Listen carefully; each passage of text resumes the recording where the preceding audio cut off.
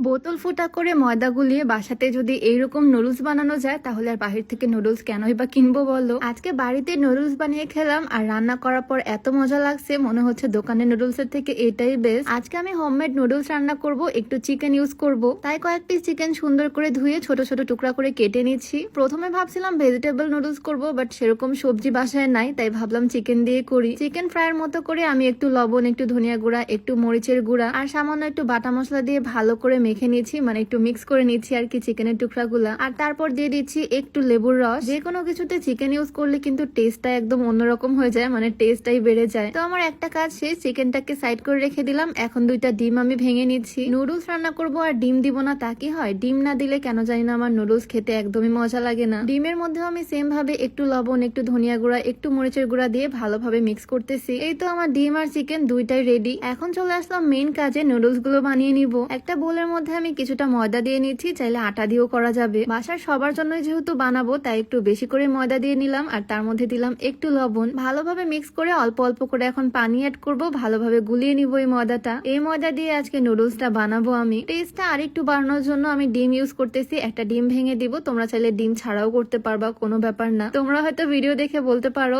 এটা আবার কেমন ধরনের নুডলস, এইভাবে ময়দা গুলাচ্ছে, কিন্তু ভিডিওটা দেখলেই বুঝতে পারবা এইভাবে নুডলস কিরকম পারফেক্ট হয়। তো আমার ময়দার ডোটা একদম রেডি। এখন আমি একটা প্লাস্টিকের বোতল নিয়ে নিলাম, একটা লোহার পেরেক একটু গরম করে আমি বোতলের ক্যাপটা ফুটা করে নিলাম। এই বোতল দিয়ে নুডলসটা বানাবো আর কি। এবার ময়দার ডোটা সুন্দর করে বোতলের মধ্যে ভরে নিচ্ছি। বোতলে ভরে নেওয়ার পর আমার কাজ অলমোস্ট শেষ, এখন শুধু নুডলস গুলো বানিয়ে নিব। তো চলে আসলাম নুডলস বানাতে। একটা প্যান চুলার মধ্যে দিয়ে দিলাম, একটা কাপড়ের মধ্যে একটু তেল নিয়ে প্যানটা মুছে নিচ্ছি। আর এখন এই বোতলটা দিয়ে এভাবে ঘুরিয়ে ঘুরিয়ে পুরো প্যানের মধ্যে আমি কয়েলের মতো এঁকে নিচ্ছি। তেলটা দিয়ে মুছে নেওয়ার কারণে এটা খুব সহজেই উঠে আসবে, লেগে যাবে না প্যানের সাথে। একদম কয়েলের মতো করে এঁকে নিছি। আর কয়েক সেকেন্ড পরে সুন্দর করে খুন্তি দিয়ে উল্টে পাল্টে নিচ্ছি। আবারও কয়েক সেকেন্ড এভাবে কড়াইয়ের মধ্যে উল্টে পাল্টে নিয়ে এটাকে তুলে নিচ্ছি। বারবার একটু করে তেল ব্রাশ করে দিচ্ছি যাতে খুব সহজে এটা উঠে আসে। কাপড় দিয়েও তেল লাগিয়ে নেওয়া যাবে, বা এরকম ব্রাশ থাকলেও ভালো হয়, বা কলার ডগা দিয়েও করা যাবে। একটু তেল ব্রাশ করে আবারও আমি সেম প্রসেসে এইভাবে কয়েল এঁকে নিচ্ছি। আর দেখো কয়েক সেকেন্ডের মধ্যে এটা এরকম কুক হয়ে যাবে। তারপর আমি উল্টে পাল্টে কিছুক্ষণ এভাবে নেড়ে চেড়ে তুলে নিব।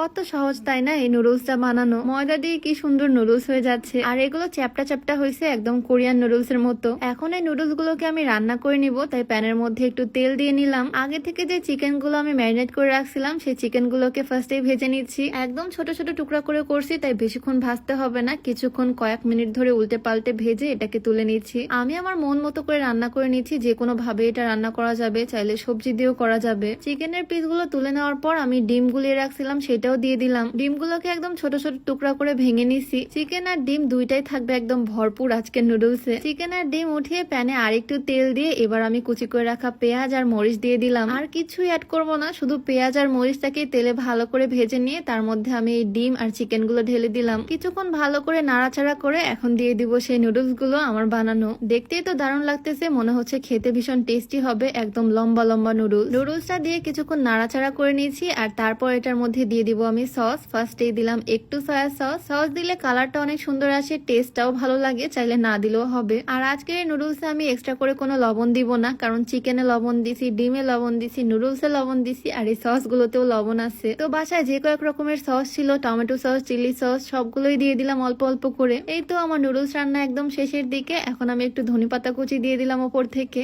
দেখতে তো ভীষণ লোভনীয় লাগতেছে। এখন এটা ট্রাই করে দেখার পালা, খেতে কেমন এই নুডলসটা। গরম গরম ফার্স্টে আমি বাটিতে তুলে নিচ্ছি আমার হাজবেন্ডের জন্য। আমি যে কোনো কিছু রান্না করলে ওকেই ফার্স্টে দেই। এখন দেখা যাক আমার বানানো নুডলস খেয়ে ও কি বলে। আমি কোনো কিছু নিজে রান্না করলেও নিজে টেস্ট করি না, আগে ওকে দিয়ে টেস্ট করাই। খাওয়ার পর ওর এক্সপ্রেশন দেখে আমি কিছু বুঝতেছি না, জাস্ট মাথা। ও তো আমাকে কোনো কিছুই বলতেছে না, শুধু খাচ্ছেই। তাই ওর বাটি থেকে নিয়ে আমি নিজে একটু ট্রাই করলাম। সত্যি বলতে আমার কাছে দারুণ লাগছে, মানে একদম বেস্ট। কেনা চিকন চিকন নুডলস এর থেকে এটার টেস্ট আরো বেশি ভালো লাগতেছে আমার কাছে। বাসার সবাই মিলে আজকে মজা করে এই নুডলসটা খাবো। তোমরাও চাইলে এভাবে ট্রাই করে দেখতে পারো বাসায়, আশা করি ভালো লাগবে। তো ভিডিওটা কেমন লাগলো অবশ্যই কমেন্টে জানিও। দেখা যাবে নতুন কোনো ভিডিওতে। সবাইকে আল্লাহ হাফেজ।